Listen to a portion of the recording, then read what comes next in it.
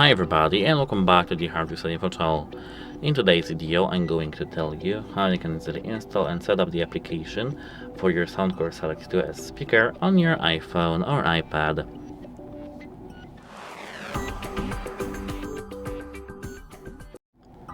At first we need to go into the App Store here and here into search. Now in the search bar we have to search for the SOUNDCORE here. Now search. Here as you can see, we do have SOUNDCORE. See what you hear from Power Mobile Live LLC. Here you'll see the get button.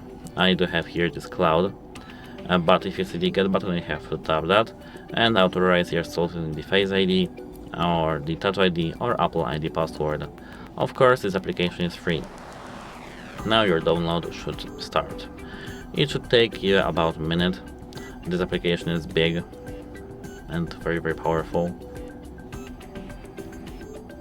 As you can see, I do have now almost half of it.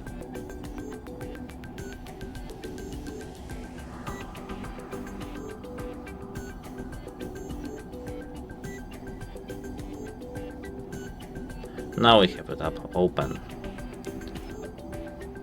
Here we have it up agree and continue, and here we can skip logging into our account.